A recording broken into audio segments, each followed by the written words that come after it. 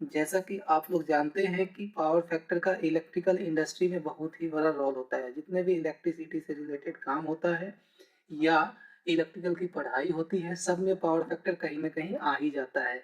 तो हम इस चीज़ को बहुत ही आसान भाषा में भी समझेंगे। इसको समझने के लिए मैं इसका इसका बहुत बड़ा यूज भी होता है इलेक्ट्रिकल में, इसलिए मैं इस वीडियो को बना रहा हूँ। और यह पावर फैक्टर को पीएफ से सूचित किया जाता है, और यह इसका कंसेप्ट बहुत ही कंफ्यूजन वाला है, लेकिन यह बहुत ही इजी चीज है। इस वीडियो को अच्छी से देखें। जितने भी स्टूडेंट्स है या इलेक्ट्रिसिटी का काम करते हैं, मेंटेनेंस का हो, मैन्युफैक्चरिंग का हो या कुछ भी हो, पावर फैक्टर का हर जगह पे बहुत बड़ा भूमिका है। इसलिए इस वीडियो को अच्छी तरह से और लास्ट तक देखें।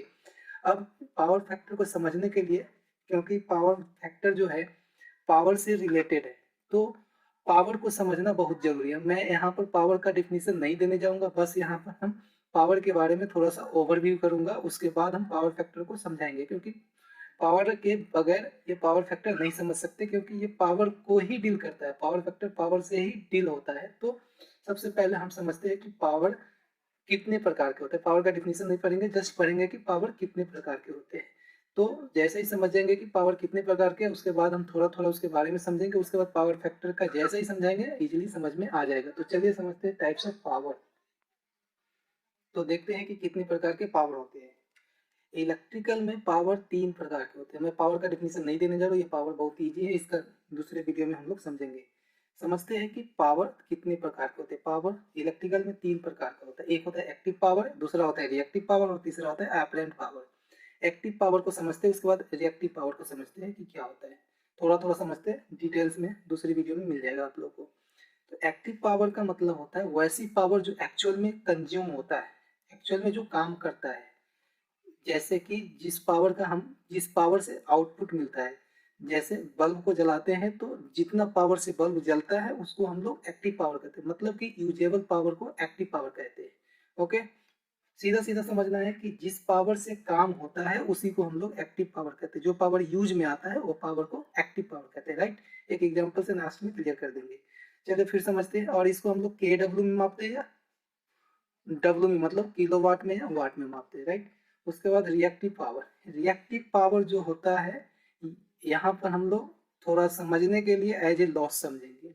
लेकिन रिएक्टिव पावर के बिना हम लोग एक जगह से दूसरे जगह तक पावर को नहीं ले जा सकते। क्या कर नहीं कर सकते हैं? रिएक्टिव पावर के बिना हम लोग पावर को एक जगह से दूसरे जगह नहीं ले जा सकते, या एक फॉर्म से दूसरे फॉर्म में नहीं बदल सकते। मतलब कि पावर का कुछ डिस्ट्रीब्यूशन होता है, तो उसमें विदाउट रिएक्टिव पावर हम कन्वर्ट पावर को एक एनर्जी से दूसरे एनर्जी में नहीं कर सकते। बट ये रिएक्टिव पावर जरूरी भी है, लेकिन एज ए लॉस होता है। मतलब कि जो एक पावर हम लोगों के पास होता है उसमें से एक रिएक्टिव पावर आता है जिसका यूज नहीं होता है, बट इसके बिना काम भी नहीं होता है। राइट, एक एग्जांपल से समझते हैं हम लोग।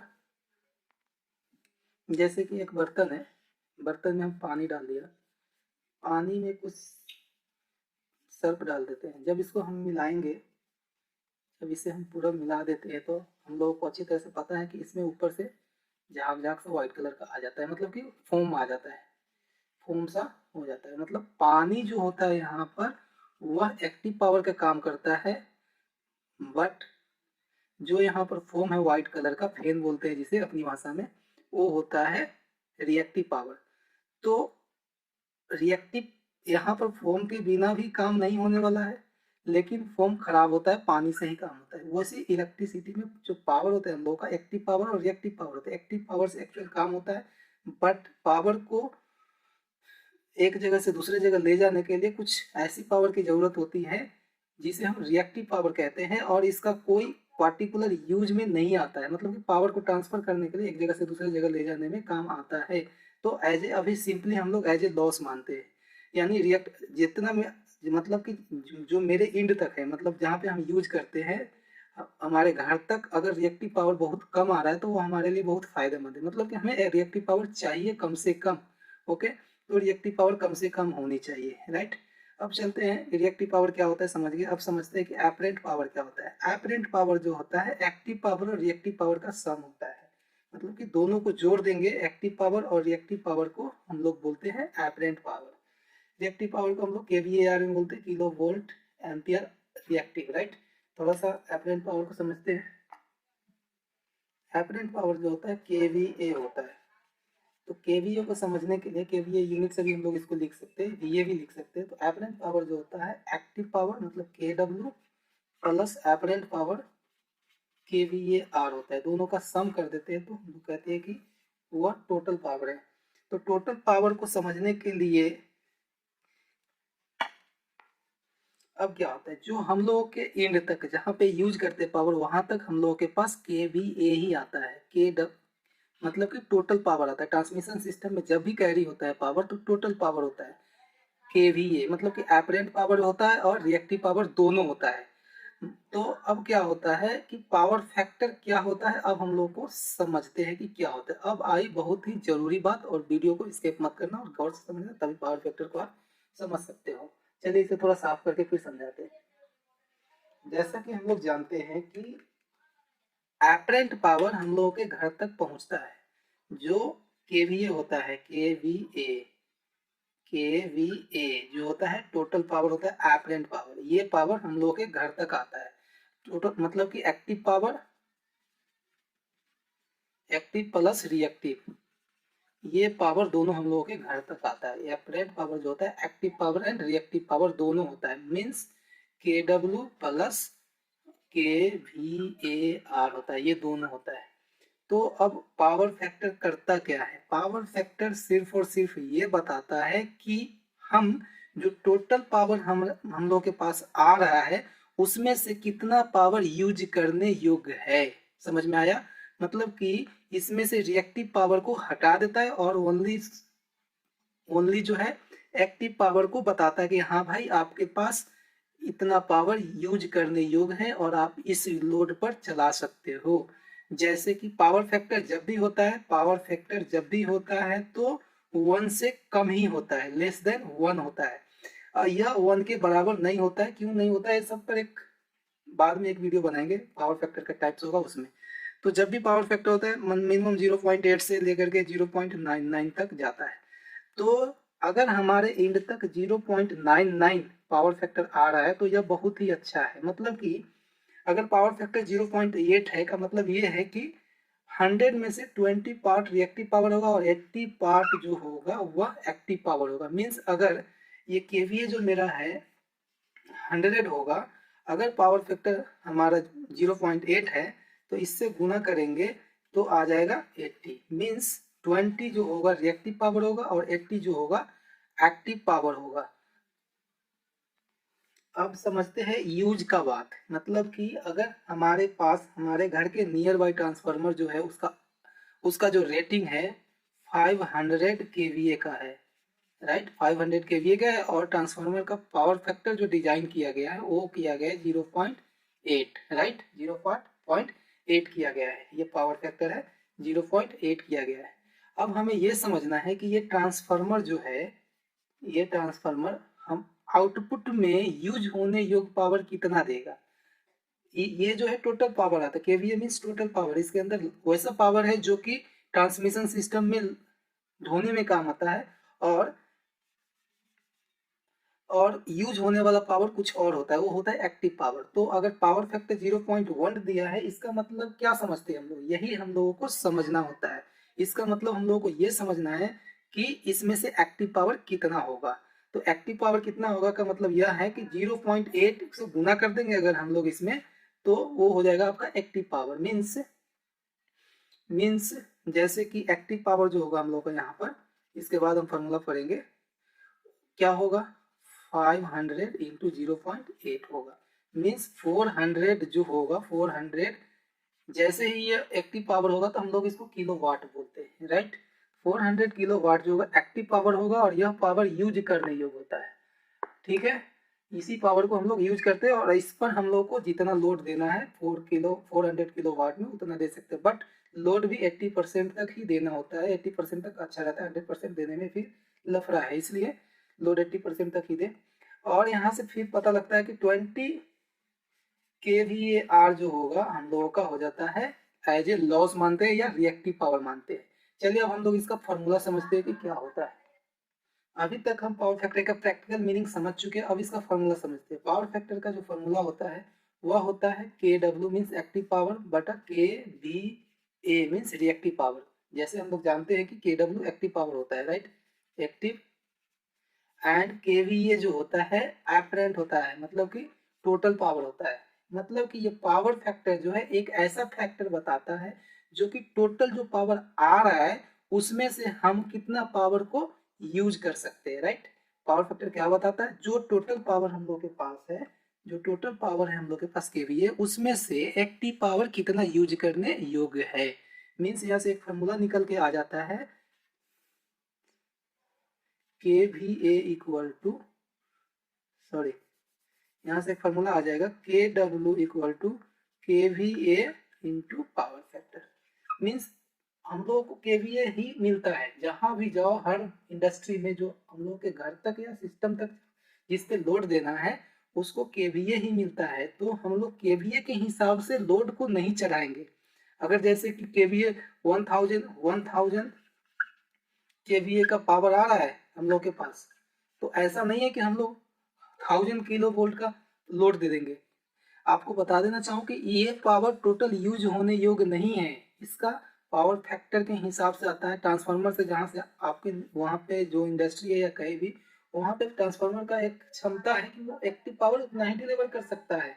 तो उस ट्रांसफार्मर के पावर फैक्टर के हिसाब से हम लोग डिसाइड करेंगे कि हमारे पास KVA active power KW use होने योग्य कितना है और रिएक्टिव पावर कितना है, लॉस कितने का हो रहा है।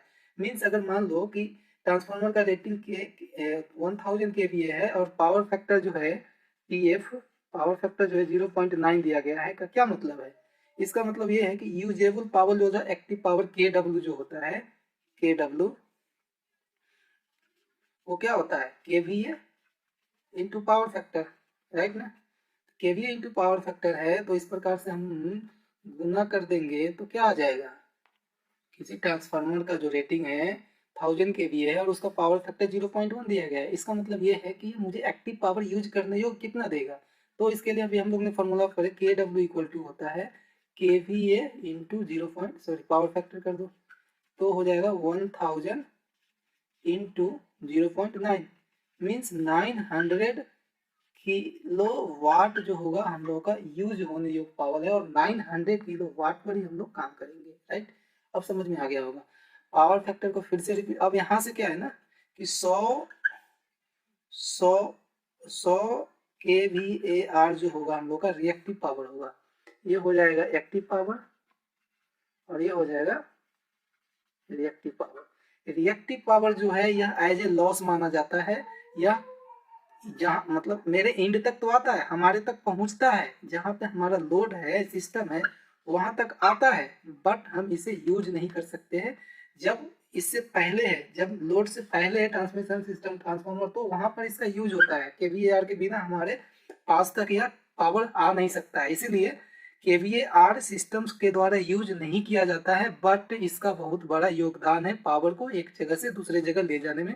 KVAR पर हम एक अच्छी से दूसरी वीडियो को बनाएंगे, क्योंकि इसमें थोड़ा कंफ्यूजन हो जाता है तो यहाँ पर बोरिंग फील होने लगेगा, इसलिए उसको शॉर्ट वीडियो में अच्छे से सिंपल में समझाएंगे। तो KVAR के मतलब ओवरव्यू कुछ समझ में आ गया होगा कि KVAR जो रिएक्टिव पावर होता है क्या होता है। रिएक्टिव पावर एक हमारे सिस्टम के द्वारा यूज नहीं किया जाता है, बट वह पावर को वन प्लेस से दूसरे प्लेस तक कैरी करने में बहुत ही बड़ा योगदान देता है, राइट। और इसके बिना इलेक्ट्रिसिटी भी नहीं हो सकता। तो जो हमारे पास आता है, हम तक पहुंचता है, हमारे सिस्टम तक पहुंचता है, वह होता है apparent power. But apparent power से जो होता है एक्टिव पावर ही ओनली यूज हो पाता है, तो हम एक्टिव पावर के हिसाब से ही लोड को डिजाइन करेंगे, राइट, ना कि टोटल पावर के हिसाब से। अगर टोटल पावर के हिसाब से दोगे तो ट्रांसफार्मर वगैरह लोड सिस्टम सारा खराब हो जाएगा, कुछ काम नहीं करेगा, सब जल मर जाएगा। ओके, तो शायद आप लोगों को पावर फैक्टर समझ में आ गया है। एक बार और एग्जांपल लेके समझते हैं कि पावर फैक्टर को एकदम क्लियर करते हैं प्रैक्टिकली एग्जांपल लेकर के। थोड़ा देर के लिए इमेज करिए कि आपके पास कोई सिस्टम है बहुत बड़ा, मतलब आप कोई फैक्ट्री है आपके पास, और आपके पास एक ट्रांसफार्मर है, फैक्ट्री के थोड़ा सा बगल में रहता है ट्रांसफार्मर। ओके, और ट्रांसफार्मर का रेटिंग है 5 राइट। और इसका जो पावर फैक्टर है वो होता है, मान लो कि ट्रांसफार्मर का जो पावर फैक्टर है PF वो है 0.8, राइट। अब हमारे फैक्ट्री में बहुत सारे लोड हो सकते हैं, राइट। फैक्ट्री का लोड कितना है, बहुत सारे मशीन बड़े बड़े लगे हैं, कोई 1000 वाट का है, कौन 1000 वाट का। तो इस तरह से मान लो कि आपके फैक्ट्री में 300 वाट का 300 किलो वाट का लोड है, आपके फैक्ट्री में टोटल किलो वाट का लोड है। तो क्या यह ट्रांसफार्मर सुइटेबल है इसके लिए या नहीं है, उस चीज को समझते हैं। सबसे पहले देखते हैं हम लोग कि यहाँ पे हम लोग का आउटपुट एक्टिव पावर यूज करने जो कितना मिलेगा, मतलब KW कितना मिलेगा। तो 500 गुना पावर फैक्टर से गुना कर देंगे, मीन्स 400 आएगा। तो 400 किलो वाट ये ट्रांसफार्मर हम लोग को डिलीवर करता है। हम लोग का यूज कितना है, 300 किलो वाट। तो ये आसानी से चल जाएगा, कोई प्रॉब्लम नहीं होगा। और एक चीज मैंने आप लोगों को बताया था कि जब भी लोड देंगे तो एटलीस्ट 80% तक रखे, 75% तक रखे, तो बहुत ही अच्छा होता है, कंफर्ट होता है। इसके ऊपर जाने के बाद थोड़ा दिक्कत हो जाता है, क्योंकि पावर वगैरह कुछ सडन चेंज हो जाने से डैमेज भी हो जाए। तो हम लोग का 300 तो बहुत कम है, 80% हो जाएगा। 300 बाई 400 से गुना कर देंगे, भाग दे देंगे, 100 से गुना कर देंगे, है ना। तो ये आपका कितना हो जाएगा, वही 75% के लगभग है, राइट। तो लोड जो है हमारा एकदम करेक्ट है, कोई दिक्कत नहीं है। अगर एक चीज और मान लो कि हम लोग का लोड यहाँ पर लोड बढ़ जाए, मान लीजिए से इस फैक्ट्री का लोड जो है हम लोग का 500 किलो वाट है, और ये ट्रांसफार्मर भी हम लोग का क्या है, 500 kVA का है। तो क्या यह ट्रांसफार्मर इस फैक्ट्री के लिए सुइटेबल है, उस चीज का जांच करना है। तो सबसे पहले हम लोग को डिसाइड करना है कि KW क्या होता है और KVA क्या होता है। KVA के अंदर KVAR भी होता है, रिएक्टिव पावर होता है। ये KVA के अंदर active power and reactive power भी होता है। तो अभी थोड़ा देर पहले बताया, रिएक्टिव पावर जो होता है यूज का पावर नहीं होता है, वह काम का आता है, पावर को एक जगह से दूसरे जगह तक लाने में करता है। ये 500 तो हमारे फैक्ट्री तक आएगा, ये डिलीवर करेगा 500 KVA, यहाँ फैक्ट्री में जाएगा। बट यह जो यूज करेगा वो पावर क्या होता है, वो होता है एक्टिव पावर। तो हम लोग को ये बताना है कि अगर पावर फैक्टर जो है 0.8 ही है, मान लो इस ट्रांसफार्मर का, तो एक्टिव पावर ये कितना देगा, किलो वाट कितना देगा। तो 500 इंटू 0.8 देगा। तो इस प्रकार से 400 किलो वाट का पावर सप्लाई ये ट्रांसफार्मर एक्टिव पावर देगा। मतलब एक्टिव पावर जो किलो वाट इसे चाहिए वो देगा 400 किलो वाट। और हम इस पे लोड दे देंगे ज्यादा, क्या ये ट्रांसफार्मर सुटेबल है, नहीं है। 100% भी होगा तो हम लोग को कनेक्शन नहीं देना होता है, 80% तक की लोड देना है। मतलब 450 तक दे दे तो ठीक है, राइट। सॉरी, 400 तक मेरा आउटपुट आ रहा है, ये एक्टिव पावर जो दे रहा है KW 400 दे रहा है। तो और लोड हमारा कितना है, 500 नहीं है, ठीक है। अगर ये ट्रांसफार्मर सुटेबल होगा 500 के ऊपर आउटपुट देने के लिए, मतलब कि KW 500 के ऊपर देता है, तब जाके ट्रांसफार्मर काम करेगा, अदरवाइज ट्रांसफार्मर काम नहीं करेगा, डैमेज हो, ये सारा फैक्ट्री ट्रांसफार्मर सब खत्म हो जाएगा, जल जाएगा, खराब हो जाएगा। ट्रांसफार्मर मतलब पूरा ट्रांसमिशन सिस्टम में फैक्ट्री का सिस्टम सारा डिस्टर्ब हो जाएगा और जल भी जाएगा और सारा मशीनें खराब हो जाएगा। इसीलिए लोड कभी भी कम लोड वाले ट्रांसफार्मर पर ज्यादा लोड नहीं देना है, कम से कम लोड दे तो अच्छा, 80% तक लोड दे सकते हैं, ठीक है। तो शायद आप लोगों को समझ में आ गया होगा कि पावर फैक्टर क्या होता है। अगर ये वीडियो आप लोगों को अच्छा लगे तो प्लीज शेयर कर दे एंड चैनल को सब्सक्राइब कर ले। Thank you so much.